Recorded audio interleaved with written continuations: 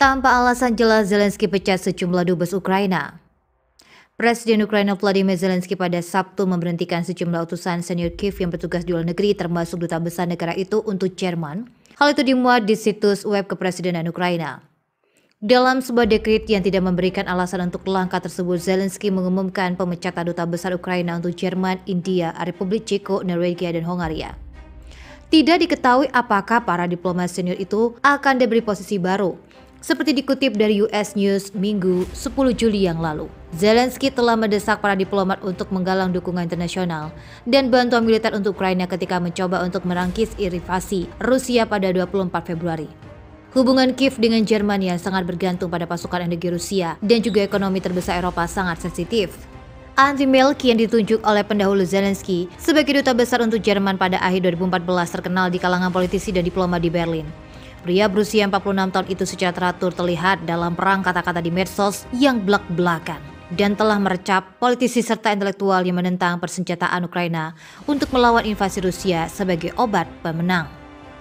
Dia pernah menuduh konsulit Jerman Olaf berperilaku seperti sosis hati yang tersinggung ketika Scholz tidak segera menerima undangan Zelensky untuk mengunjungi Kiev. Kiev dan Berlin saat ini berselisih soal turbin buatan Jerman yang menjalani perawatan di Kanada. Jerman ingin Ottawa mengembalikan turbin ke raksasa gas alam Gazprom untuk memompa gas Eropa. Namun Kiev telah mendesak Kanada untuk mempertahankan turbin tersebut dengan mengatakan pengirimannya ke Rusia akan menjadi pelanggan sanksi yang dikenakan pada Moskow. Sosok Andriy Melnik, duta besar Ukraina untuk Jerman yang dipecat Zelensky penuh kontroversi. Pemecatan Melnik dilaporkan awal pekan ini oleh tabloid Jerman Bild. Diplomat itu mungkin kembali ke Menlu Ukraina, bahkan mungkin menjadi wakil Menteri Luar Negeri Melnik secara kontroversial, menyamarkan kolaborator Nazi Jerman di Ukraina, Steven Bandera seperti Robin Hood. Pernyataan itu muncul saat Melnik diundang dalam acara bincang-bincang bersama Postcard Jerman Tito Jung. Bandera dikenal turut serta saat terjadi pembantaian warga Polandia dan Rusia. Ketika pasukan Nazi Jerman berusaha mencaplok Eropa Timur hingga Rusia, Rusia secara terbuka menyebut milisi neo-Nazi Azov dan kaum ekstrem kanan Ukraina dan tentara bayaran asing sebagai banderas. Bandera adalah pemimpin organisasi nasional Ukraina yang dikenal sebagai ideologi anti-Semitnya yang radikal. Menurut sejarawan dari berbagai negara, sayap militer organisasi tentara pemberontak Ukraina membantu pasukan Nazi Jerman dalam permusuhan orang Yahudi pada beberapa kesempatan. Akibatnya bendera umumnya dipandang sebagai kolaborator Nazi di Jerman dan Israel. Polandia meskipun merupakan sekutu Kiev dalam konfliknya saat ini dengan Moskow, juga memiliki dasar untuk melawan barisan bendera. Kembali pada tahun 2016, Parlemen Polandia mengakui apa yang disebut dengan pembantaian Fioli sebagai genosida di tangan militan UPA pada tahun 2014. Di Rusia juga, konsensus umum pemimpin nasionalis Ukraina adalah seorang kolaborator Nazi yang bertanggung jawab atas pembunuhan warga sipil selama dan setelah Perang Dunia Kedua.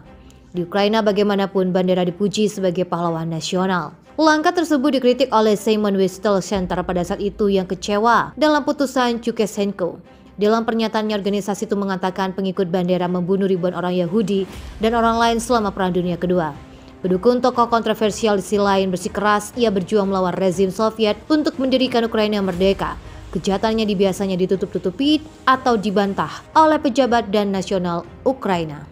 Ukraina menentang rencana Kanada yang berniat menyerahkan turbin gas ke Gazprom, perusahaan yang dikendalikan Rusia. Padahal turbin tersebut akan digunakan untuk pasokan gas alam ke Jerman. Menteri Energi Ukraina Jerman, Koleschenko Ukraina mengungkapkan langkah Kanada tersebut bertentangan dengan sanksi yang diberikan kepada Barat dan juga Rusia. Sebelumnya Gazprom memang memangkas kapasitas di sepanjang pipa Nord Stream 1 menjadi 40% dari level bulan lalu, dengan alasan keterlambatan pengembalian peralatan dilayani oleh Siemens Energy Jerman di Kanada. Lebih lanjut, pihak Kementerian Energi Ukraina mengatakan jika keputusan ini disetujui, kami pasti akan menghimbau rekan-rekan di mana Eropa kami untuk meninjau kembali pendekatan yang dilakukan. Dan apabila negara-negara tidak mengikuti keputusan yang telah mereka sepakati terkait sanksi, bagaimana kita bisa berbicara tentang solidaritas? Sebaliknya, pernyataan tersebut tidak direspon positif oleh berbagai negara. Keputusan pengembalian turbin telah disepakati. Pasalnya Kanada dan Jerman tidak ingin turbin menjadi alasan bagi Rusia untuk memotong pasokan gas melalui pipa Nord Stream. Padahal Rusia masih memiliki kapasitas lebih dari cukup melalui rute transitnya untuk mempertahankan pasokan tanpa turbin yang berlokasi di Kanada. Imbasnya, Moskow ikut dituduh Ukraina dalam penggunaan pasokan gas alam sebagai senjata untuk menekan sekutu Eropa Kiev. Tidak sampai di situ, komunitas besar Ukraina di Kanada juga telah melobi pemerintah Perdana Menteri Kanada Justin Trudeau untuk tidak mengembalikan turbin ke Rusia. Kedepannya, akan lebih banyak sanksi yang dijatuhkan. Hal ini telah berulang kali diserukan oleh pihak Ukraina.